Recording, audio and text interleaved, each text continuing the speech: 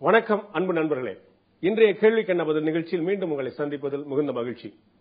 தமிழக பாரதிய ஜனதாவுடைய மாநில தலைவர் திரு பொன் ராதாகிருஷ்ணன் அவர்கள் நம்மோடு இன்று இணைந்திருக்கிறார். காமன்வெல்த் மாநாட்டில் இந்தியாவை பங்கேற்க வேண்டுமா கூடாதா, நரேந்திர மோடியை பிரதமர் வேட்பாளராக அறிவித்த பிறகு ஏற்பட்ட விளைவுகள், ஏற்காடு இடைத்தேர்தலை ஏன் புறக்கணித்தார்கள், 2014 லோக்சபா தேர்தலுக்கான நிலைப்பாடு என்ன உள்பட பல்வேறு விஷயங்கள் அவரிடம் கேட்பதற்கு இருக்கின்றன. வாருங்கள், அவரிடமே கேட்கலாம். வணக்கம் சார். வணக்கம். நரேந்திர மோடியை பாரதிய ஜனதா கட்சியுடைய பிரதமர் வேட்பாளர் அறிவித்த பிறகு பாரதிய ஜனதா கட்சிக்குள்ள இருக்கக்கூடிய செயல்பாடும் மனப்போக்கும் பார்த்தா அவர் பிரதமர் வேட்பாளராக இல்லாமல் பிரதமராகவே ஆகிவிட்டது போல ஒரு கொண்டாட்டத்தை பார்க்க முடிகிறது. இது ஒரு அதீத நம்பிக்கை மாதிரி தெரியலையா உங்களுக்கு? நாடு முழுக்க இருக்கக்கூடிய இளைஞர்கள் மத்தியிலும் கல்லூரி மாணவர்கள் மத்தியிலும் நரேந்திர மோடி அவர்கள் தான் பிரதம மந்திரியாக வர வேண்டும் என்கின்ற வேகமும் உத்வேகமும் நிறைந்திருக்கிறது. நாடு விடுதலை பெற்ற காலத்திலிருந்து இதுவரைக்கும் எந்த ஒரு பிரதம மந்திரிக்கும் அல்லது போட்டியிட்ட எந்த ஒரு வேட்பாளருக்கும் இது போன்ற ஒரு வரவேற்பு வந்ததே கிடையாது. வாஜ்பாய்க்கும் அத்வானிக்கும் கூட நிச்சயமாக அவர்களுக்கு நான் குறைத்து மதிப்பிடுகிறேன் என்று சொல்லக்கூடாது. ஆனால் கல்லூரி மாணவர்கள் மத்தியில் இதுவரைக்கும் யாருக்கும் வந்திராத ஒரு மிகப்பெரிய வரவேற்பு நிச்சயமாக நரேந்திர மோடி அவர்களுக்கு ஏற்பட்டிருக்கின்றது. ஆக இந்த அளவுக்கு ஒட்டுமொத்தமான ஒரு வரவேற்பு கொடுத்துக் கொண்டிருக்கக்கூடிய மக்கள் மத்தியில் திரு நரேந்திர மோடி அவருடைய செயல்பாடுகளும் வரவேற்கப்படக்கூடிய அளவுக்கு இருந்து கொண்டிருக்கின்றது. ஆகவே உறுதியாக வெற்றி என்கின்ற நிலையில் பாரதிய ஜனதா கட்சி இருந்து கொண்டிருக்கின்றது. மக்களும் அதை நம்புகின்றார்கள், அனைத்து தரப்பைச் சேர்ந்தவர்கள் நம்புகின்றார்கள். அதேதான் நாங்களும் நம்புகின்றோம்.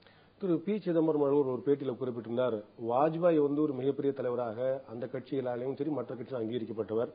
அத்வானி 2009 தேர்தலில் முன்னிறுத்தப்பட்டார். அவர் சர்வ வல்லமை புரிந்தவராக அறியப்பட்டவர்.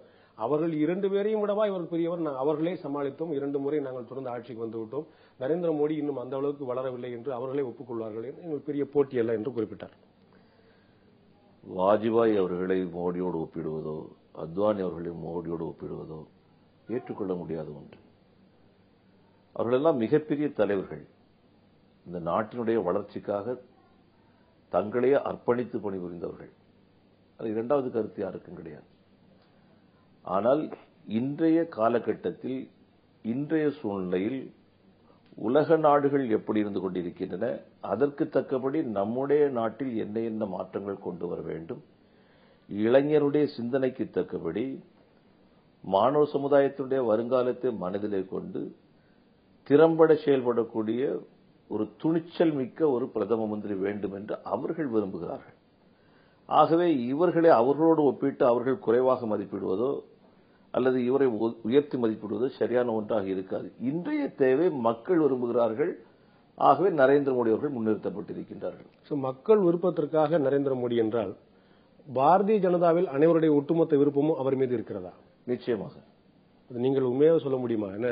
அவர் பிரதமர் வேட்பாளராக அல்ல, தேர்தல் பிரச்சார குழு தலைவராக அறிவிக்கப்பட்ட போதே இந்த கட்சியுடைய மிகப்பெரிய ஜாம்பவான் என்று இந்த நாட்டுக்காக தன்னுடைய ஒட்டுமொத்த வாழ்க்கையும் அர்ப்பணித்துள்ள நீங்கள் சொல்லக்கூடிய அத்வானி அவர்கள் தான் நான் பிஜேபியுடைய பாரதிய ஜனதா கட்சியுடைய அடிப்படை உறுப்பினர் பதவியிலிருந்து கூட விலகிறேன் என்று கோபாவேசமான ஒரு கடிதத்தை வெளியிட்டார். அத்வானி அவர்களை நன்றாக புரிந்தவன், அவர்களோடு பேசுகின்ற வாய்ப்பை பலமுறை நான் பெற்றவன். அதிலும் குறிப்பாக கடந்த 10-12 ஆண்டுகளாக அத்வானி அவர்களோடு தனிமையில் பேசுகின்ற வாய்ப்பையும் நான் பெற்றவன். ஆகவே அவருடைய மனநிலை எது என்பது எனக்கு ஓரளவு தெரியும். நிச்சயமாக அவர் நரேந்திர மோடி அவர்கள் வரக்கூடாது என்று ஒருபோதும் சொன்னது கிடையாது, ஒரு காலத்திலும் சொன்னது கிடையாது. நேர் மாறாக எந்த காலகட்டத்தில் எது அறிவிக்கப்பட வேண்டும் என்பதில் விவாதங்கள் ஏற்பட்டிருக்கின்றன. கால நேரம் தான் ஒரு பிரச்சனை என்றால் இந்த கட்சி எதற்காக ஆரம்பிக்கப்பட்டதோ அந்த நோக்கத்தை நோக்கி செல்லாமல் சில தனி மனித விருப்பங்களுக்கு ஏற்ப செயல்படுகிறது என்ற வார்த்தையை குறிப்பிட வேண்டிய அவசியம் என்ன? இது நரேந்திர மோடியை பற்றி நிச்சயமாக நீங்கள் சொன்னது போல அவர் பெயரை குறிப்பிடவில்லை, ஆனால் சில தனி மனிதர்களுடைய நோக்கங்களுக்காக சுயலாபங்களுக்காக என்று வார்த்தையில் குறிப்பிடுகிறார். தனி மனித விருப்பம் என்று சொல்லும் போது நரேந்திர மோடி அவர்களை குறிப்பிட்டு சொல்லியோ அல்லது மற்ற தலைவர்களோ குறிப்பிட்டு சொல்லி அவர் சொல்லவில்லை. இப்படி நீங்க தப்பிக்க முடியுமான்னு யோசிக்கணும். மறுநாள் நடக்கக்கூடிய விஷயம் இது ஒரு மாதம் முன்னாடியோ ஒரு மாதம் பின்னாடியோ கூடியது. கோவால் நடந்த மாநாட்டுக்கு அவர் கலந்து கொள்ளவில்லை. அதுவே ஒரு மிகப்பெரிய சர்ச்சை கிளப்பியது. அவருக்கு தெரியாதா நம்ம பங்கேற்கிறதும் நம்ம பங்கேற்காதோ நம்ம பேசுறதும் ஒவ்வொரு வார்த்தைக்கும் ஏகப்பட்ட வீரியம் ஒண்ணுன்னு அத்வானி மாதிரி தலைவர்கள் தெரியாதா? கோவா நிகழ்ச்சியில் அவர்கள் கலந்து கொள்ளாததற்கு காரணத்தை ஏற்கனவே சொல்லியிருக்கின்றார்கள். உடல்நிலை சரியில்லாத காரணத்தால் கலந்து கொள்ளவில்லை என்று சொல்லி இந்த அறிவிப்புக்கு பிறகு மறுநாள் தான் தன்னுடைய அதிருப்தியை வெளியிட்டு நான் வரவில்லை என்று சொன்னார். அது இருக்க முடியும், அது அவருடைய கருத்தை சொல்லியிருக்க முடியும். ஆனால் கலந்து கொள்ளாததற்கான இங்கே வந்து கலந்து கொண்ட காரணத்தால் கருத்தை மாற்றியிருக்கிறார் என்று சொல்லியோ வராத காரணத்தால் கருத்தை மாற்றி சொன்னார் என்று சொல்லி சொல்ல முடியாது. உடல்நிலை சரியில்லாத மோடியின் காரணமாகத்தான் அப்படின்னு சந்தேகிக்கிறதுக்கு 100% நியாயம் இருக்கு இல்லையா? அவருடைய 100% நம்பகத்தன்மை ஏற்படுத்தக்கூடிய வகையில் சந்தேகத்தை உருவாக்கி இருக்கிறார்கள். நிச்சயமா கிடையாது. மரியாதைக்குரிய அத்வானி அவர்கள் இந்த நிகழ்ச்சியிலே வந்து கலந்து கொண்டு எனக்கு இதிலே கருத்து வேறுபாடு இருக்கிறது என்று சொல்லியிருந்தால் யாரும் அதை தடுக்க முடியாது, யாரும் அவருடைய கருத்தை தட்டி கழிக்க முடியாது. அந்த அளவுக்கு முழு சுதந்திரம் உள்ளவர், இந்த கட்சியை கட்டி காத்தவர். ஆகையினால் அவர் இங்க வந்துதான் சொல்லணும் அல்ல வராமல் இருந்து சொல்லணும் அப்படிங்கக்கூடிய ஒரு நிலை கிடையாது. உடல்நிலை சரியில்லாத காரணத்தால் அவர் வர இல்லை என்பதை தெளிவாகவே ஒரு நாளைக்கு முன்பாகவே சொல்லிவிட்டார்கள். இல்ல, அவர் நரேந்திர மோடி அறிவிக்கப்பட்ட பிறகு அவர் முதல் முறையில் அந்த தேர்தல் பிரச்சார குழு தலைவர் அறிவிக்கப்பட்ட போது தன் அடிப்படை உறுப்பினர் விலகுறேன்னு சொன்னார். அதன் பிறகு அவருடைய பேச்சுக்காக அவர் தான் சமாதானம் பண்ணாங்க. திரும்ப பிரதமர் வேட்பாளர் அறிவிக்கப்பட்ட பிறகு மீண்டும் தன்னுடைய அதிருப்தியை அவர் வெளியிட்டார். அப்போது ஒரு பகிரங்கமான கடிதங்களை வெளியிட்டார். அப்ப இது அவர் எவ்வளவு ஒரு அதிருப்தி இல்ல, அது குறிப்பா நரேந்திர மோடி விவகாரத்தில் அவர் அதிருப்தியில் இருக்காருங்கிறத எப்படி இல்லைன்னு சொல்லிட முடியும்? நீங்க நிச்சயமா கிடையாது. தன்னுடைய கருத்தை வெளிப்படையாக சொல்லுகின்ற தன்மை பாரதிய ஜனதா கட்சியில் மட்டும்தான் இருக்கிறது என்பதை நீங்கள் புரிந்து கொள்ள வேண்டும். இப்போ அத்வானி அவர்கள் எங்களுடைய கருத்துக்கு மாறாக இல்ல ஒட்டுமொத்த கருத்துக்கு மாறாக ஒன்றை சொல்லி வெளியே செல்கிறார் என்று சொன்னால் அவர் மற்ற கட்சியாக இருந்திருந்தால் கழட்டி விட்டுருப்பாங்க. திருப்பி அவருக்கு ஒரு என்ட்ரியே கிடைச்சது. இதே இது காங்கிரஸ் கட்சியில் நடந்திருக்கும்னு சொன்னா பழையபடி அவர் காங்கிரஸுக்குள்ள நுழைய முடியாது, மற்ற எந்த கட்சியிலும் கிடையாது. ஆனால் பாரதிய ஜனதா கட்சி எங்களுக்கு நன்றாகவே தெரியும். அத்வானி அவர்கள் பாரதிய ஜனதா கட்சி உருவாக்கி கொண்டு வந்தவர்கள் ஒன்று. அவரை கழட்டி விடாம தடுத்தது பாரதிய ஜனதா கட்சியோட பெருந்தன்மை. அப்படி கிடையாது. இல்ல, மற்ற கட்சிகளுடைய நிலைமைக்கும் நம்முடைய கட்சிக்கும் சொல்றேன். இந்த கட்சியில் கருத்து சுதந்திரம் உண்டு, எதை வேண்டுமானாலும் சொல்ல முடியும். அந்த நம்பிக்கை அத்வானி அவர்களுக்கு உண்டு, மற்றவர்களுக்கும் உண்டு. அத்வானி அவர்கள் சொன்ன கருத்தை மற்றவர்கள் அத்தனை பேரும் காலத்தினுடைய அடிப்படையில் மட்டும்தான் வைத்து பார்த்தார்கள் ஒழிய அத்வானிஜி அதை வச்சுதான் சொன்னார்கள் ஒழிய வேற எந்த கோணத்திலும் சொல்லவில்லை. இல்ல, இயல்பாக புரிந்து கொள்ளக்கூடிய விஷயம், அத்வானி இன்னைக்கும் அவருடைய வயசுல அவர் ஆக்டிவா இருக்கக்கூடியவர். அவர் நீங்க சொன்ன மாதிரி அதே நரேந்திர மோடி உருவாக்கிய ஒரு தலைவர்கள் ஒருத்தர். அவருக்கு இன்னைக்கு ஆக்டிவ் பாலிட்டிக்ஸ்லயோ கருத்துலயோ முடிவெடுக்கக்கூடிய திறன்ல எதுலையுமே குறை கிடையாது. அப்படிங்கும்போது அவரை புறந்தள்ளிட்டு அவருக்கு அடுத்த தலைமுறையை சேர்ந்த இன்னொருத்தர் கொண்டு வரும்போது இயல்பாவே அந்த ஆதங்கம் இருக்காது அவருக்கு. அவர் ரேஸ்ல இல்லைன்னு பிஜேபியை முடிவெடுத்தா என்ன நியாயம்? இது அத்வானி அவர்கள் எடுத்த முடிவு. என்னை பொறுத்த வரைக்கும் அத்வானி அவர்கள் பல முறை தான் பதவிக்கு விரும்பவில்லை என்று சொல்லக்கூடிய பல முறை காட்டியிருக்கிறார்கள். ஒரு பிரதம மந்திரி வேட்பாளர் என்று சொல்லி அவர் 1991 அறிவிக்கப்பட்டார். அறிவிக்கப்பட்ட பின்பாக 95ஆம் ஆண்டு மும்பை மாநாட்டிலே யாரும் சொல்லாமலே எனக்கு இந்த பதவி வேண்டாம் என்று வாஜ்பாய் அவர்களை முன்னிறுத்தியவர் அத்வானி அவர்கள். அப்படிப்பட்ட ஒரு தலைவர், இந்த நாட்டினுடைய வருங்காலத்தை பற்றி கவலைப்பட்டுக் கொண்டிருக்கக்கூடிய ஒரு தலைவர், அவர் இந்த தன்னுடைய அடிமனத்தில் வேறொரு ஆசையை வைத்துக் கொண்டு சொன்னார் சொன்னா நான் ஏற்றுக்கொள்ளவே மாட்டேன். வேற என்ன காரணமா இருக்க முடியும்? அவர் 2 முறை தன்னுடைய அதிருப்தியை வெளிப்படுத்துறதுக்கு என்ன காரணமா இருக்க முடியும்? மோடி இல்ல, வேற என்ன காரணம்? காலக்கெடு. எப்போது முன்னிறுத்துவது, எந்த நேரத்தில் முன்னிறுத்துவது, அது விவாதத்திற்கு வந்திருக்கிறது. அது இல்லைன்னு சொல்ல முடியாது, அது எல்லாருமே ஒத்துக்கிடுறாங்க. அந்த காலக்கெடு எது சரி என்று சொல்லி அத்வானி அவர்கள் நினைக்கிறார்கள், மற்றவர்கள் சில பேர் நினைக்கிறாங்க. ஆனால் ஒட்டுமொத்த கருத்தினுடைய அடிப்படையில் கொண்டு வர வேண்டும் என்ற முயற்சியும் நடந்தது. அதனுடைய அடிப்படையில் இது அறிவிக்கப்பட்டிருக்கிறது. நீங்க இந்த கடிதத்தை நிச்சயம் படிச்சிருப்பீங்க, நானும் படிச்சிருக்கிறேன். அதுல எங்கேயாவது அவசரப்படுறீங்க அப்படின்னோ தவறான நேரத்தில் எடுக்கப்பட்ட முடிவுன்னு சொல்லல. அவர் எந்த நோக்கத்துக்காக இந்த கட்சி ஆரம்பிக்கப்பட்டது, உங்களுடைய கட்சியுடைய நோக்கத்தையே சந்தேகப்படுறாரு. அவர் கட்சி எந்த நோக்கத்துக்காக ஆரம்பிக்கப்பட்டதோ அந்த நோக்கத்தை நோக்கி போல சில தனி மனிதர்களுடைய விருப்பத்தை நிறைவேற்றும். இந்த டைமிங் பத்தியே பேசலையே. இந்த நேரம் வேண்டாம், கட்சி அவசரம் காட்டுன்னு சொல்லிருக்க முடியும். அவருக்கு தெரியாத வார்த்தைகளா? அந்த கடிதத்தை நீங்களும் படிச்சிருக்க முடியும், நானும் படிச்சிருக்கிறேன். அவர் எந்த காரணத்தை கொண்டும் இந்த முடிவை எடுத்ததை பற்றி அவர் விமர்சனம் செய்யவில்லை. மோடி கூடாது என்று அவர் சொல்லவே இல்லை. தனி மனிதனை முன்னிலைப்படுத்துவது என்பது பாரதிய ஜனதா கட்சியில எல்லா கட்சிகளிலுமே பொது உடைமை கட்சியில் அது கிடையாது. ஆனால் மேற்கு வங்கத்தில் ஜோதி பாசு தான் அவங்க முன்னிலைப்படுத்தினாங்க. எந்த ஒரு நிகழ்ச்சியாக இருந்தாலும் எந்த ஒரு அமைப்பாக இருந்தாலும் யாராவது ஒருத்தர் அதில் முன்னிலைப்படுத்தப்பட்டு தான் ஆகணும். அந்த முன்னிலைப்படுத்தப்பட்ட ஆளுடைய பின்னணியில ஒட்டுமொத்த கொள்கையும் அடகு வைக்கப்பட்டு விட்டது என்று சொல்லி எந்த கட்சியும் சொல்ல முடியாது. மற்ற கட்சிகளும் சொல்ல முடியாது அப்படின்னு சொன்னா அது பிஜேபிக்கு மட்டும் எப்படி சொல்ல முடியும்? இப்ப நரேந்திர மோடி நாட்டுல பல இடங்கள்ல தன்னுடைய பிரச்சாரத்தை தீவிரமா துவக்கிட்டார். தமிழ்நாட்டுக்கு வந்தார். போகக்கூடிய இடங்கள்லாம் ஏற்படுற கூட்டம் ஒரு ஒரு மிகப்பெரிய மாற்றத்தை நீங்க எதை எதிர்பார்த்தீங்களோ அதை நோக்கி தான் போயிட்டு இருக்கோங்க நம்புறீங்களா? அல்லது காங்கிரஸ் விமர்சிக்கிறது போல ஒரு சர்க்கஸ் கூடாரத்தை பார்க்கறது போல மக்கள் திரள் வருறாங்க, அதை நீங்க ஓட்டா மாத்திட்டு கற்பனை பண்றாங்க பிஜேபி அப்படின்ற குற்றச்சாட்டு தான் சரியா இருக்குமா? சர்க்கஸ் கொட்டாரத்துக்கு போகக்கூடிய கூட்டமும் நீங்க பார்த்திருக்க முடியும். சிந்தனையாளர்களுடைய கூட்டத்துக்கு போறது நீங்க பார்த்திருக்க முடியும். இந்த ரெண்டு கூட்டமும் கூட அலையாக போறது நீங்க பார்த்திருப்பீங்க. ஆனால் நரேந்திர மோடியினுடைய கூட்டத்திற்கு இங்கே சென்னையில் நடந்த கூட்டமாக இருந்தாலும் சரிதான், பல்கலைக்கழகத்தில் நடந்த கூட்டமாக இருந்தாலும் சரிதான், திருச்சியில் நடந்த கூட்டமாக இருந்தாலும் சரிதான், எத்தனையோ ஐஏஎஸ் ஐபிஎஸ் அதிகாரிகள் பிற கட்சிகளைச் சேர்ந்தவர்கள் எங்களுக்கு இருப்பிட ஒதுக்கீடு தர வேண்டும் அப்படின்னு எங்கள்கிட்ட கேட்டு எங்களுக்கு நல்லாவே தெரியும். அவங்க எல்லாம் சர்க்கஸ் வேடிக்கை பார்க்க வந்தவங்க கிடையாது. கல்லூரி மாணவர்கள் வேடிக்கை பார்க்க வரக்கூடியவங்க கிடையாது. இது சர்க்கஸ் கொட்டாரத்துக்கு கூட்டமாக நாம கருதணும்னு சொன்னா நம்மை நாமே கொச்சைப்படுத்திக் கொள்வது, நம்மை நாமே ஏமாற்றிக் கொள்வது அப்படின்னு சொல்லிட்டு நான் கருதுறேன். கூட்டம் திரண்டதெல்லாம் ஓட்டா மாறிடும்னு நம்ம ஊர்ல திமுகவுடைய முன்னாள் பேச்சாளர் தீப்புரி ஆர்வம் உட்பட பலருக்கு லட்சக்கணக்கான பேர் கூட்டம் கூடும்.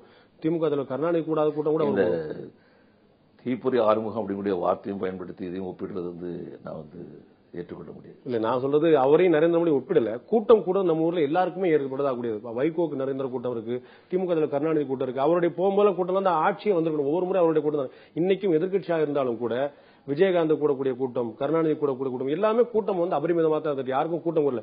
இந்த கூட்டம் எல்லாம் ஓட்டாக மாறுகிறதா? கூட்டத்துக்கு வருகின்ற நபர்கள் யார்? சாதாரணமாக கூடக்கூடிய கூட்டம் அல்ல இது. அழைத்து வரப்பட்ட கூட்டமும் கிடையாது. இதுக்கு வரக்கூடிய கூட்டத்தில் வரக்கூடிய பெரும்பான்மையான ஆட்கள் எப்படிப்பட்ட தரத்தை சேர்ந்தவர்கள் வருகிறார்கள்? எல்லா சிந்தனையாளர்கள் வர்றாங்க, மாற்றத்தை விரும்பக்கூடியவங்க வர்றாங்க. சாதாரணமா இருக்கக்கூடிய பொதுமக்கள் மட்டும் வந்தாங்கன்னா நீங்க சொல்றது சரி. நான் 1971 திராவிட முன்னேற்ற கழகத்தினுடைய ஆட்சியை மாற்றணும்னு சொல்லி தமிழ்நாட்டில் பெரிய தலைவர்கள், பெருந்தலைவர் காமராஜர் அவர்கள், அவருக்கு ஆதரவாக மரியாதைக்குரிய சோ போன்றவர்கள், இவங்க எல்லாம் கூட்டம் நடத்திட்டு இருந்தாங்க. அதாலேயே தான் கூட்டம் வந்தது, தோற்று போனாங்க.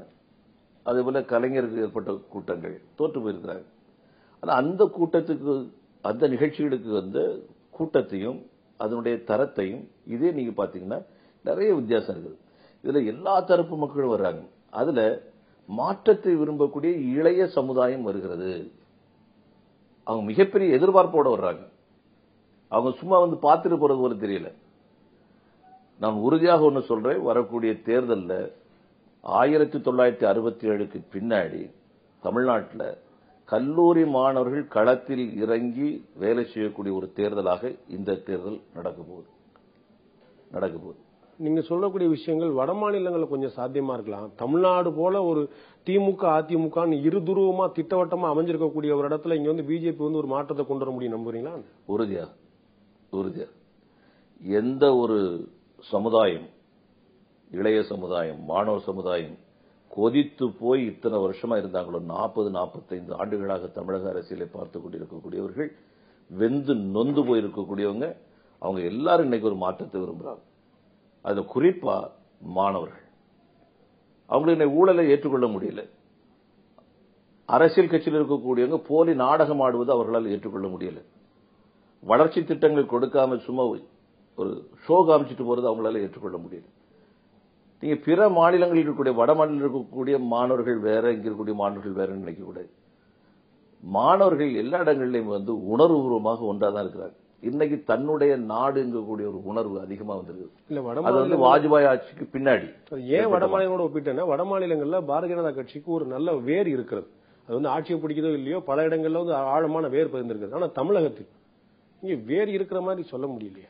வேர் விட்டு இருக்கக்கூடிய காரணத்துல தான் இது வெளியே வருது.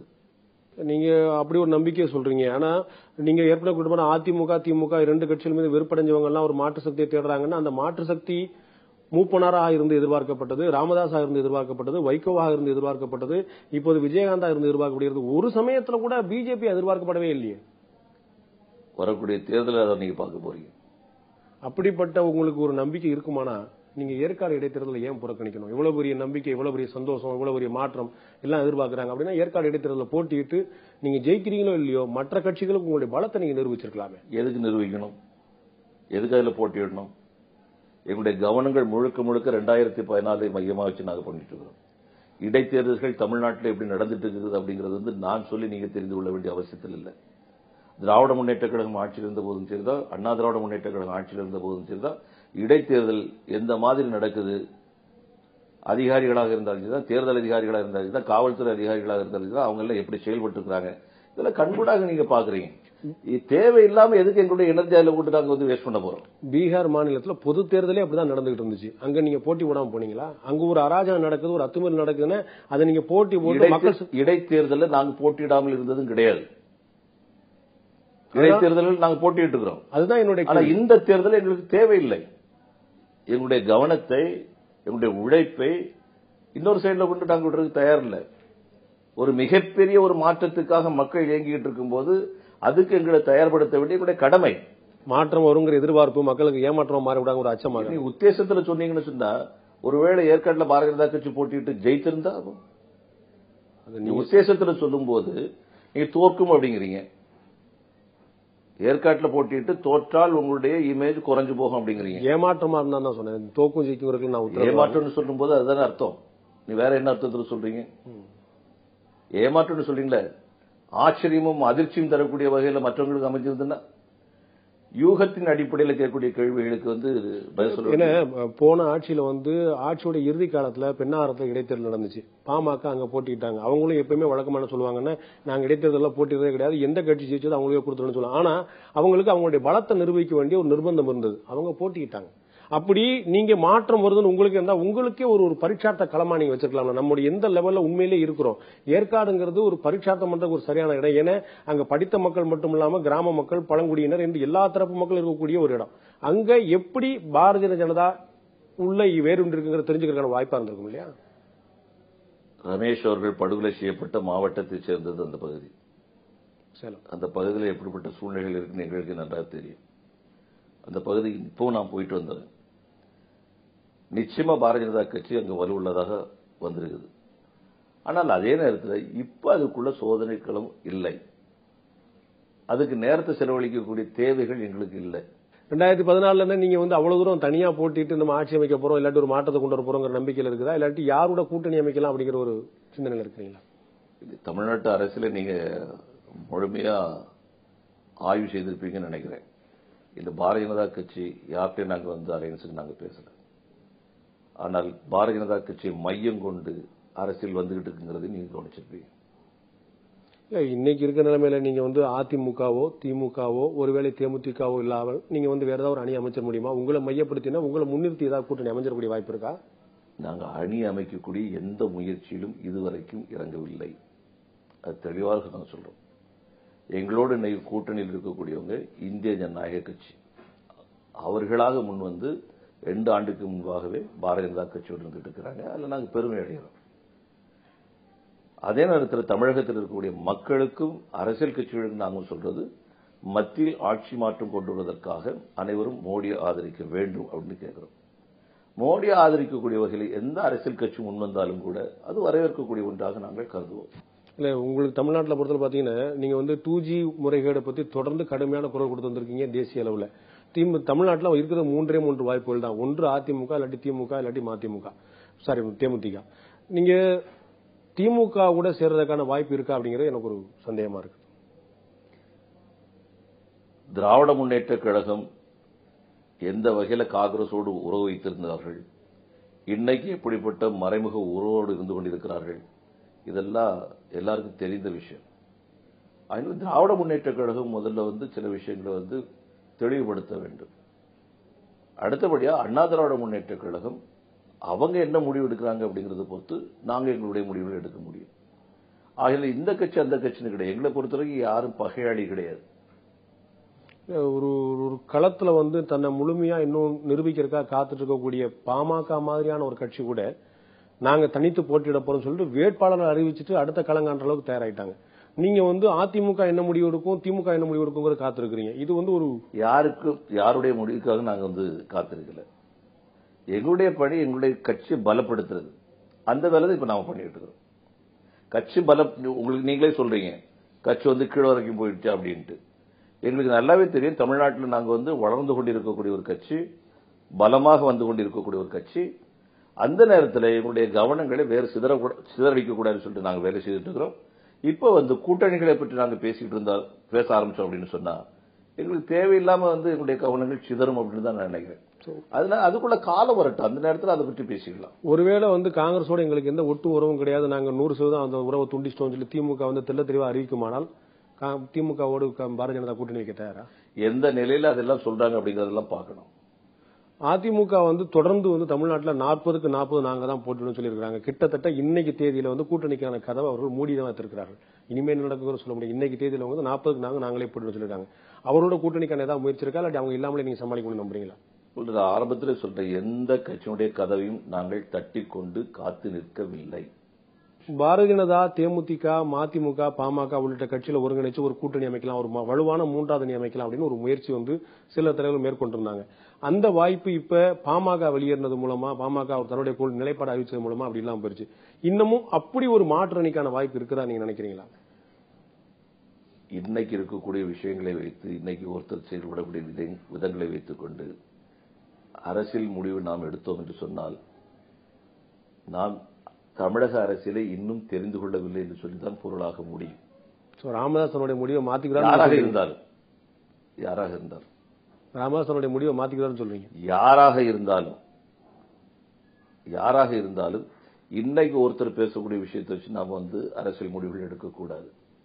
அது பொன் ராதாகிருஷ்ணனா இருந்தாலும் நிச்சயமா நான் தான் சொல்றேன்ல, இன்னும் காலம் இருக்குது. நீங்க வந்து ஒரு மாற்றத்தை தேடி, ஒரு வளர்ச்சியை தேடி இளைஞர்கள்லாம் வந்து பிஜேபி நோக்கி ஓடி வராங்கன்னு சொல்றீங்க. ஆனா ராகுல் காந்தி சமீபத்தில் பேசும்போது சொல்றாரு, மதவாதத்தை தூண்டி விட்டு வேடிக்கை பார்க்கக்கூடிய கட்சியாக பாரதிய ஜனதா இருக்கிறது. அவர்கள் குஜராத்தில் கலவரத்தை தூண்டி விட்டார்கள், முசாபர்பூர்ல தூண்டி விட்டாங்க. இவங்க இதோடு அவர்கள் தூண்டி விடுவதும் நாங்கள் சென்று ஆறுதல் சொல்வதுமாகவே ஓடிக்கொண்டிருக்க அப்படிங்கிறார்.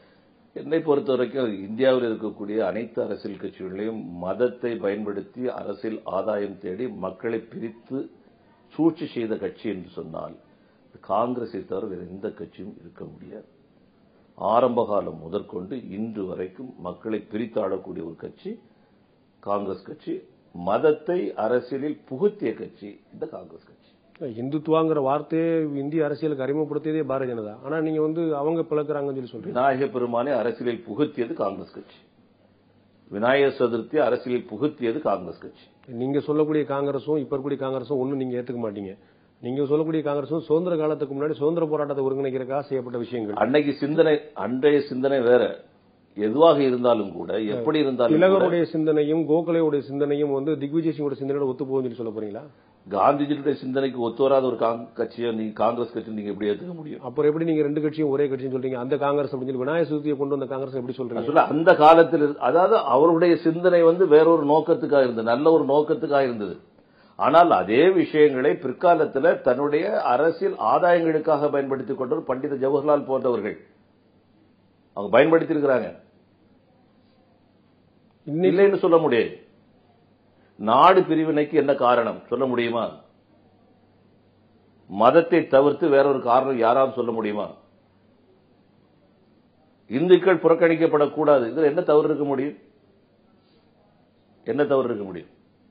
இந்த வார்த்தையை மற்றவர்கள் சொல்றதுக்கு ஏன் தயங்குறாங்க?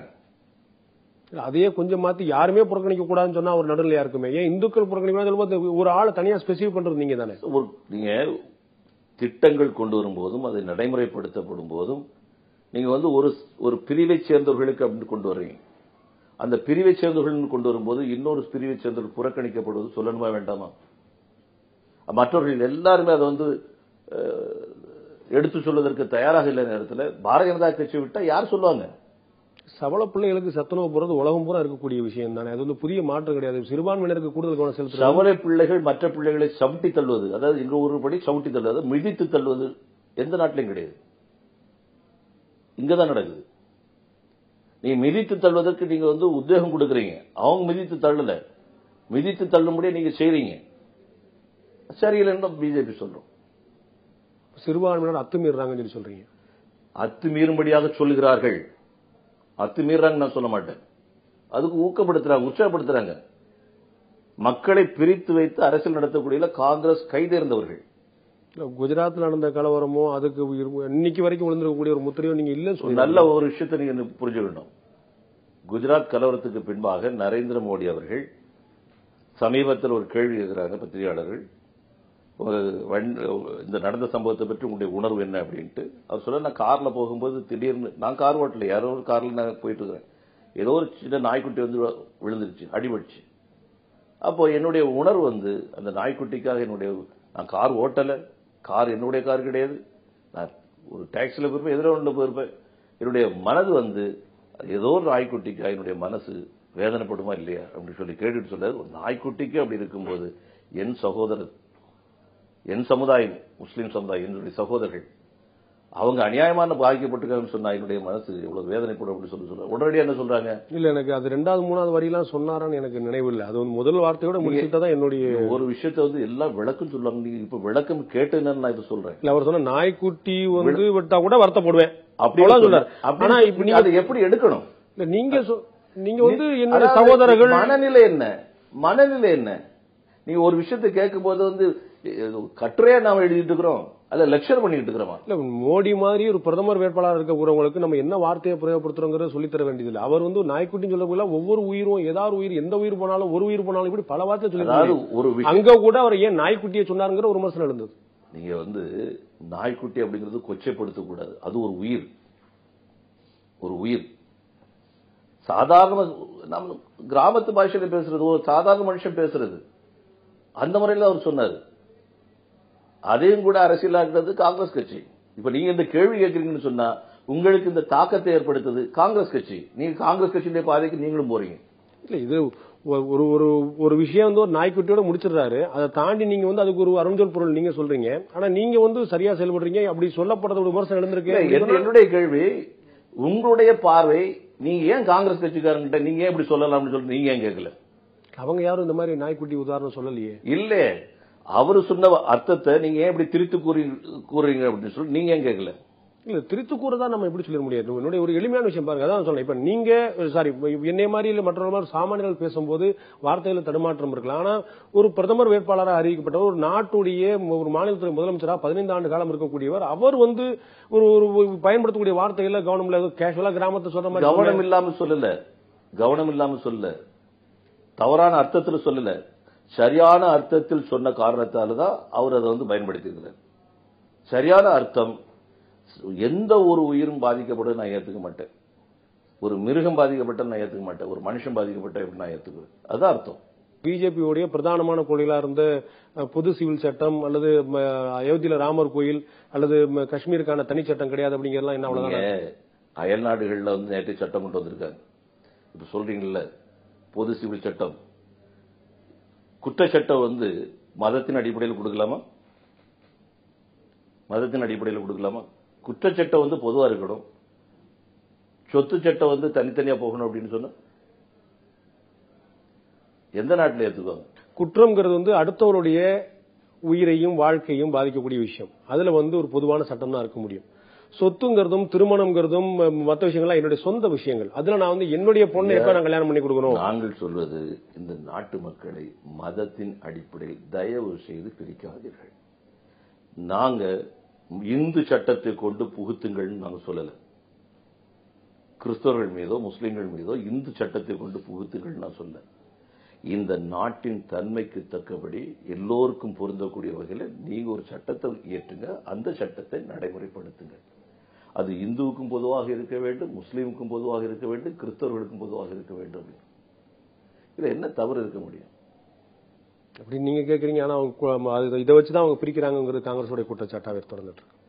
தவறு. நீங்க தவறா சொல்லக்கூடியவங்களுக்கு ஆதரவா நீங்க பேசுறீங்க. நாங்க சொல்லக்கூடிய தவறு இருக்குதுன்னா நீங்க சொல்லுங்க. இதுல அடுத்த ஒரு விஷயத்தை நான் கொண்டு வந்து பாத்தீங்கன்னா, இப்ப இலங்கை பிரச்சனையில வந்து பிஜேபியில கூடிய ஒவ்வொரு தலைவரும் மாற்று ஒரு கருத்துக்கள் சொல்றாங்களோ. யஸ்வந்த் சின்ஹா இங்க வந்துட்டு வேற ஒரு கருத்து சொன்னாரு. இப்போ வந்து இலங்கையுடைய தூதர் கரியவாசம் வந்து உங்களுடைய கட்சி அகில இந்திய தலைவர் ராஜ்நாத் சிங்கை சந்திச்சிருக்காரு. தமிழ் தேசிய கூட்டமைப்புடைய முக்கியமான பிரமுகர் சம்பந்தன் வந்து உங்களை சந்திச்சிருக்காரு. இப்படி இரு துருவங்களா இருக்கக்கூடிய தலைவர்கள் வந்து உங்க கட்சிக்குள்ளே சந்திக்கிறாங்க. உங்களுடைய நிலைப்பாடு தான் என்ன இலங்கை பிரச்சனையில, தனியில பிரச்சனையில? எங்களை பொறுத்தவரைக்கும் மிக தெளிவாக இருக்கிறோம்.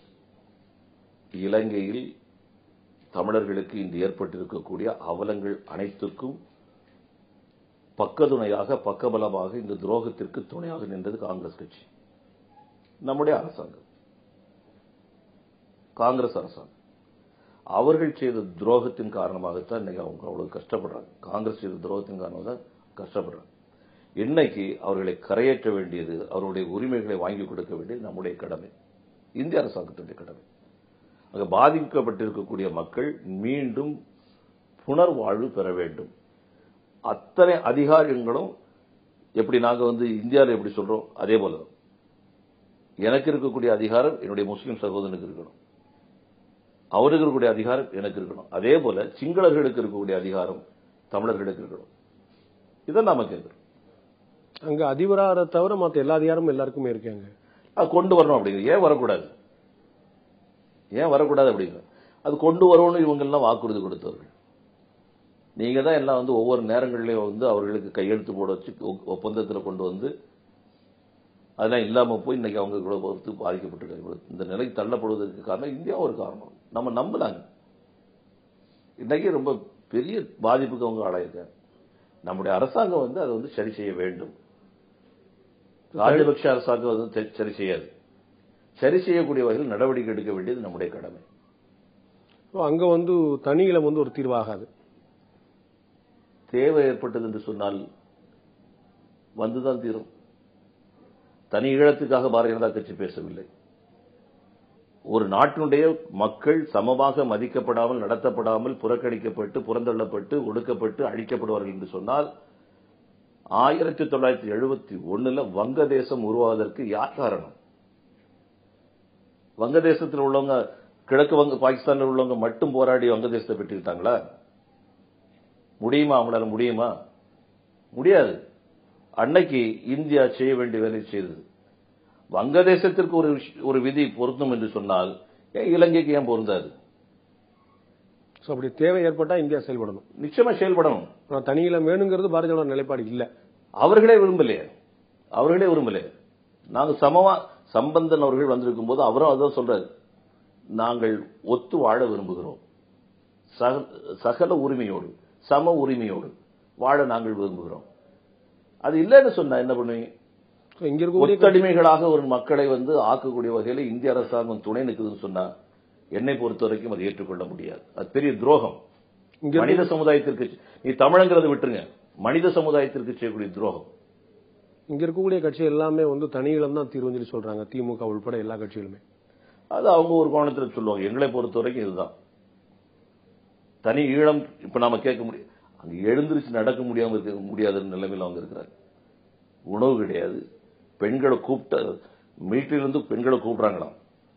போனாலும் ஆபத்து, போகாட்டாலும் ஆபத்து. நீ ரெண்டையும் புரிஞ்சுக்கணும்னு நினைக்கிறேன். அது அந்த பாதிக்கப்பட்ட அந்த தலைவர்கள், அந்த மக்கள் சொல்லும் போது தான் தெரியுது. நமக்கு அப்படிப்பட்ட ஒரு சூழ்நிலை ஏற்பட்டதுன்னு சொன்னா நீங்க என்ன பண்ணுவீங்க? இந்த நிலையை யார் உருவாக்கி கொடுத்தது? அவங்களுக்கு இந்த நிலைமை தள்ளுனது யாரு? அப்ப அந்த தவறை செய்தவர்கள், அந்த தவறுல இருந்து அவர்களை மீள வைக்க வேண்டியது நம்முடைய கடமை, இந்திய அரசாங்கத்துடைய கடமை. உங்களுடைய நீங்க தேசிய கட்சியா இருக்கிறனாலே என்னன்னு தெரியல, உங்களுடைய பேச்சுல தொடர்ந்து வந்து காங்கிரஸ் பற்றிய தாக்கமும் தாக்குதலும் தான் அதிகமா இருக்கிறத தவிர மாநில அரசை பற்றிய செயல்பாடுகள் பற்றி விமர்சனம் உங்கள்கிட்ட இன்னைக்கு இல்ல, ஒரு பொதுவாவே வந்த மாதிரி தெரியல. ஒரு கடினமான விமர்சனமோ ஒரு பார்வையை வைக்க மாதிரி தெரியல. தவறு. இந்த அரசாங்கம் எப்போதெல்லாம் சரியான விஷயங்களை சொல்ல தவறி இருக்கிறதோ, செய்ய தவறி இருக்கிறதோ அதெல்லாம் நாம சுட்டிக்காட்டுறோம். இன்னைக்கு பேப்பர்ல பார்த்தா பஸ் விட்டுக்கிறாங்க, ரெட்டையில போட்டுக்கிறாங்க. எப்படி ஏற்றுக்கொள்ள முடியும்? 4 இலை இருக்குது. இப்படி காமிச்சு கூட ஏற்றுக்கொள்ள முடியும். இப்ப நீங்க வந்து ஒரு பெட்ரோல் விலை ஏற்றமோ உதாரணத்துக்கு இதை சொன்னேன். மற்ற ஏற்றங்கள்லாம் நீங்க வந்து தொடர்ந்து வந்து நீங்க ஆர்ப்பாட்டம் பண்ணிட்டு இருக்கீங்க, மாநில அளவுல அங்கங்க ஆர்ப்பாட்டம் பண்ணிட்டு இருக்கீங்க. எல்லாமே மத்திய அரசு எதிர்த்ததாக இருக்கு. இலங்கை பிரச்சனையா இருக்கட்டும், மீனவர் பிரச்சனையா இருக்கட்டும், இல்ல பெட்ரோல் அத்தியாவசிய பொருள், தமிழக அரசினுடைய செயல்பாடுகளை கடுமையாக விமர்சித்தோ அல்லது மாநில அரசின் செயல்பாடு எதிர்த்து ஒரு ஆர்ப்பாட்டமோ போராட்டம் வந்து இப்ப நடக்க இருப்பது சட்டமன்ற தேர்தல் அல்ல, நடக்க இருப்பது பாராளுமன்ற தேர்தல். தேர்தலுக்கு ஏற்றவர் தான் ஆர்ப்பாட்டம் போராட்டம் கிடையாது. கவனத்தை மக்களுடைய கவனத்தை எங்க திருப்ப வேண்டி இருக்குது, எங்க தேவை இருக்குது, யார் செய்த தவறு, அதை சுட்டி காட்ட வேண்டிய கட்டாய பொறுப்புல நாங்க இருக்கிறோம். மற்ற கட்சிகளுக்கு இருக்கக்கூடிய பொறுப்பை விட பாரதிய ஜனதா கட்சிக்கு அதிகமாக நாங்க இருக்குது. தமிழக மக்கள் வந்து அவர்களுடைய தேவையெல்லாம் நிறைவேறி ஒரு சுபிட்சமான வாழ்க்கை வாழ்றாங்கன்னு நினைக்கிறீங்களா? நிச்சயமா கிடையாது. அப்ப அவங்களுடைய தேவைக்காக குரல் கொடுக்க வேண்டிய கடமை உங்களுக்கு இல்லைன்னு நினைக்கிறீங்களா? இன்னைக்கு பாரதிய ஜனதா கட்சி மதுவுக்கு எதிராட்டு போராடி இருக்குது. இது பிரதானமான உள்ள விஷயம். தமிழ்நாட்டில் வேலைக்கு ஆள் கிடையாது. பீகார்ல இருந்து வர்றாங்க, ஒரிசால இருந்து வர்றாங்க. இதெல்லாம் நமக்கு மிகப்பெரிய அழிவுக்கு அச்சாரம் விடுறது. சுப்பிரமணிய சாமியோட நிலைப்பாடு பார்த்தீங்கன்னா இலங்கை பிரச்சனை வேறையா இருக்கு. அவர் வந்து நேற்று வரைக்கும் ஜனதா கட்சி தலைவராக இருந்தார். இப்ப வந்து பாரதிய ஜனதா கட்சியில ஒரு பிரமுகராக இருக்கிறார். ஆனா அவர் அதன் பிறகும் கூட கட்சியில் ஐக்கியமான பிறகும் கூட ஒரு இலங்கை சென்று அவருடைய நிலைப்பாடு வேற சொன்னார். ராஜபக்சே வந்து சிறப்பா செயல்பட்டார். நீங்க இப்பதான் சொன்னீங்க ராஜபக்சே ஆட்சி இருக்கிற வரைக்கும் அந்த நியாயம் கிடைக்காதுன்னு.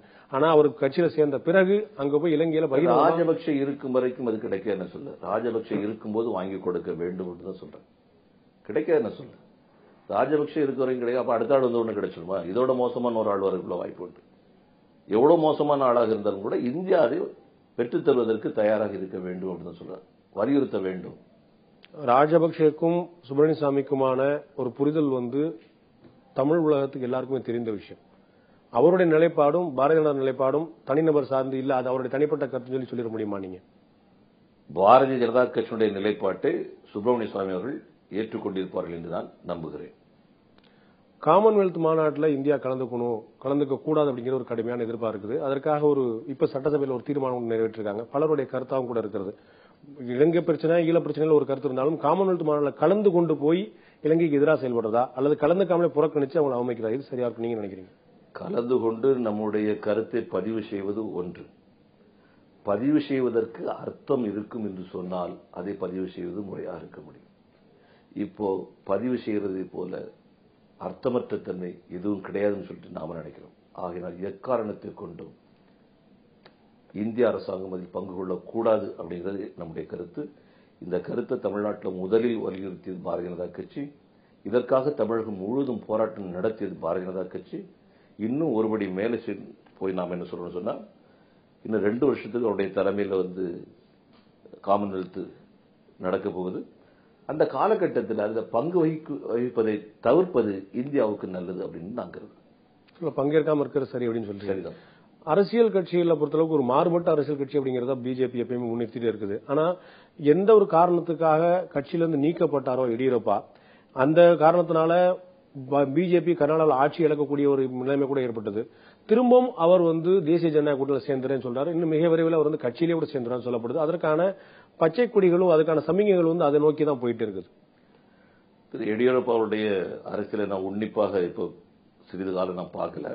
அங்க இருக்கக்கூடிய பாரதிய ஜனதா கட்சி சேர்ந்தவர்கள் உன்னிப்பா பார்த்துட்டு இருப்பாங்க. ஒரு மனிதனுக்குள்ளால என்னென்ன மாற்றங்கள் வருது, அந்த மாற்றத்தின் அடிப்படையில் என்னென்ன செய்ய முடியும் அப்படின்னு அவங்க நினைச்சாங்க, அதை பண்ணிட்டு போறாங்க. அவர் நான் திருந்திட்டேன்னு சொன்னார்னா சேர்த்துக்கலாம். இது இந்த பெரிய குற்றம் செய்து திருந்துறது போலன்னு சொல்றீங்க. ஒரு ஊழல் குற்றச்சாட்டுக்கு ஆளானார் அவர். அவரை போல வெளிப்படையா யாரும் பேசியிருக்க மாட்டாங்க. அவரை போல யாரும் வெளிப்படையா பேசியிருக்க மாட்டாங்க. ஆகையினால சில விஷயங்கள் அவர் வந்து மாற்றிக்கொள்வதற்கு அவர் தயாரா இருக்கும்போது அங்க இருக்கக்கூடிய பாரதிய ஜனதா கட்சி சேர்ந்தவர்கள் என்ன முடிவு எடுக்கிறாங்களோ சரியாக இருக்க முடியும். நாளைக்கு வந்து ராசாவோ சுரேஷ் கல்மாடியோ இல்லாட்டி மன்மோகன் சிங்கோ மற்றவர்களோ என்னுடைய மனதுக்குள் நிறைய மாற்றங்கள் ஏற்பட்டுருச்சு அப்படின்னு சொன்னா அவங்கள மன்னிச்சிடலாம் இல்லையா? இந்த மாதிரி அவங்க நடந்திருக்காங்களா சொல்லுங்க, இந்த மாதிரி பேசியிருக்கிறாங்களா, இந்த மாதிரி நடந்திருக்காங்களா, அதுக்கு பிறகு மற்ற விஷயங்கள் பேசலாம். அவர் வந்து ஊழல் குற்றச்சாட்டு பத்தி அவர் உண்மை எடியூரப்பா வந்து நான் செஞ்சேன்னு சொல்லி அந்த அவங்க நான் வந்து பண்ணதுல நான் தான் வந்து லோகாயுத விசாரணைக்கு உத்தரவிட்டேன்னு சொன்னாரே தவிர இப்படி ஊழல் குற்றச்சாட்டு நடக்கலன்னு சொல்ல அது இன்னும் நிறுவனம் ஆகல, இன்னும் விசாரணையில தான் இருக்குது. அவர் வந்து குற்றச்சாட்டுல இருந்து வெளியே வரலையே. எடியூரப்பா அவர்கள் தன்னுடைய காலகட்டத்தில் என்ன தவறுகள் நடந்திருக்கிறது அப்படிங்கறத அவர் சொல்லியிருக்கிறார். அதே அவர் சொல்லியிருக்கிறார். அது பின்னாடி பிஜேபி அவர் பாரதிய ஜனதா கட்சியில் இருக்க வேண்டாம் அப்படின்னு சொல்லி முடிவெடுத்து அந்த நடவடிக்கை எடுத்தார். ஒவ்வொரு முறையும் முடிஞ்சது. இப்போ அந்த மக்கள் வந்து ஒரு முடிவெடுத்து அவருக்கு என்ன தண்டனை வெளிப்படையா சொன்னா ஒரு தண்டனை அதுவும் கொடுக்கப்பட்டிருக்கு. கட்சி சார்பில் கொடுக்கப்பட்டது, மக்களுடைய சார்பில் கொடுக்கப்பட்டிருக்குது. இது ஒரு மனிதனுக்குள்ள மாற்றங்கள் வருது அப்படின்னு சொல்லும்போது அந்த மாற்றங்களுக்கு தக்கபடி நீதிமன்றம் என்ன முடிவெடுக்கிற வரை காத்திருக்க வேண்டியதில்லை. மக்கள் மன்றமும் கட்சியும் தானும் மன்னிச்சுட்டா முடிஞ்சு போச்சுக்கான. அது அந்த சூழ்நிலையை பொறுத்தது. இப்ப நீதிமன்றம் அப்படிங்கிறது நடந்து முடிந்த தவறுகளுக்கு கொடுக்கக்கூடிய தண்டனை. நடந்து முடிந்த தவறுகளுக்கு கொடுக்கக்கூடிய தண்டனை. பாரதிய ஜனதா கட்சி நாம தண்டிச்சிருக்கிறோம். இன்னும் அது சரியில்லை, அப்படிதான் இருக்குதுன்னு சொன்னாங்க, அதுக்கு தக்கபடி நடவடிக்கை எடுப்பாங்க. குற்றம் நிரூபிக்கப்பட்டு தண்டனை வழங்கப்பட்டவர்களுக்கு வந்து அவர்கள் பதவியில் நீடிக்கலாமா, பதவியை வந்து பறிக்கணுங்கிற ஒரு சட்டம். அந்த சட்டத்துக்கு பாரதிய ஜனதா ஆதரவு, அந்த சட்டத்தை ஒரு மாற்றி கூடக்கூடிய ஒரு சட்டத்துக்கு வந்து பாரதிய ஜனதா கட்சி ஆதரவு தெரிவித்திருந்தது. அப்போ உங்களுடைய நோக்கம் மாற்று சக்தி, ஒரு மாற்றத்தை கொண்டு வர சக்திங்கிற நோக்கமே சரியாயிதே கிடையாது. இது சரியான ஒரு மொழி கிடையாது. இது சுஷ்மா ஸ்வராஜ் அவர்கள் தெளிவா சொல்லியிருந்தாங்க, இது நாங்க எதுக்குறோம் அப்படின்னு சொல்லி அவசர சட்டத்தை தான் எடுத்துருந்தாங்க. அவங்க அவசர சட்டத்தை எதிர்த்து ஜனாதிபதி போய் பார்த்து அவங்க தலையிடலாம் சொன்னாங்க. இது வந்து அவசர சட்டமா மாறின போது, ஆனா அனைத்து கட்சி கூட்டத்தை கூட்டி சுப்ரீம் கோர்ட் உத்தரவு போட்ட உடனே வந்து அனைத்து கட்சி கூட்டம் கூடிய போது இல்லை, இதற்கு மாற்று தேவை, ஒரு சட்டம் வேண்டும் என்று பாரதிய ஜனதா கட்சியும் சொன்னது. பின்னாடி கலந்து பேசின பின்னாடி இது வந்து கூடாது அப்படின்னு சொன்னாங்க. சுஷ்மா ஸ்வராஜ் தெளிவா சொல்லியிருக்காங்க, பாரதிய ஜனதா கட்சி தெளிவா சொல்லியிருக்கிறது, ஏற்றுக்கொள்ள முடியாது அப்படின்னு. முதல்ல இருந்த நிலைப்பாடு வந்து அது ஆர்டினரியா இருக்கும்போது தேவை, அவசர சட்டம்னா தேவையில்லைங்கிற சரியான குற்றத்தை வந்து நம்ம வந்து ஜீரோ டாலரன்ஸ் தான் பார்க்கணும். அதுல குற்றவாளினா தண்டிக்கப்படணும், அவ்வளவுதான், ஒரே கருத்தா இருக்க முடியும். சாதா சட்டமா இருந்தா தண்டிக்கப்பட வேண்டாம், அவசர சட்டமா இருந்தா தப்பு அப்படிங்கிறது. நீங்க வந்து ஊழல் குற்றச்சாட்டுல பாதிக்கப்பட்டவர்கள், அதுல வந்து குற்றச்சாட்டு சுமத்தப்பட்டவர்கள், அவங்க மேல எப்படிப்பட்ட நடவடிக்கை எடுக்கணும் பிஜேபி நாங்களே வந்து யாரும் சொல்லாமலே நாங்க வந்து நடவடிக்கை எடுத்துக்கூடியவங்க. பல உதாரணங்கள் நாம சொல்ல முடியும். அதனால இந்த சட்டத்தை வந்து கூடாது அப்படின்னு சொல்லிட்டு நாம சொல்லவே மாட்டோம். அந்த சூழ்நிலையில நீங்க அவசர சட்டம் கொண்டு வர்றீங்க, அந்த அவசர சட்டத்தை வந்து நீங்க நடைமுறைப்படுத்த போறீங்க, இது வந்து ஏற்புடையது இல்லை அப்படிங்கறத வந்து பிஜேபி வந்து சுட்டிக்காட்டிருக்கிறது, தெளிவான முடிவு எடுத்திருக்கிறாங்க. ஒரு தாமதமான முடிவா நீங்க பாக்கலையா? அதை நம்ம முதலே அந்த மாதிரி ஒரு முடிவு எடுத்திருந்தா நம்முடைய இமேஜ் கொஞ்சம் கூடி நீங்க யோசிக்கலையா? இதுல இமேஜ் நெட் ரிசல்ட் என்ன எதிர்பார்க்கறீங்க? அதான் நமக்கு தேவை. இல்ல மக்கள் கவனிப்பாங்களே, இவங்க வந்து சட்டம்னு சொல்லும் போது இவங்க ஆதரிச்சாங்க. மக்கள் கவனிப்பாங்க, மக்கள் இதை ஏற்றுக்கிட்டு இருக்காங்க. பிஜேபி வந்து சுஷ்மா ஸ்வராஜ் அவர்கள் தெளிவா சொல்லியிருக்காங்க, அருண்ஜேட்லி தெளிவா சொல்லியிருக்காங்க, எல்லாருமே தெளிவா சொல்லியிருக்காங்க. இதுல வந்து மக்களுக்கு உங்க மேல எந்த சந்தேகம் இருக்காது நம்ம நிச்சயமா இருக்கு. இவ்வளவு நேரம் உங்களுடைய நேரத்தையும் உங்களுடைய கருத்துக்களையும் எங்களோட பகிர்ந்து கொண்டதுக்கு ரொம்ப நன்றி. உங்களுடைய நல்ல நோக்கங்கள் வெற்றி பெற எங்களுடைய வாழ்த்துக்கள். நன்றி.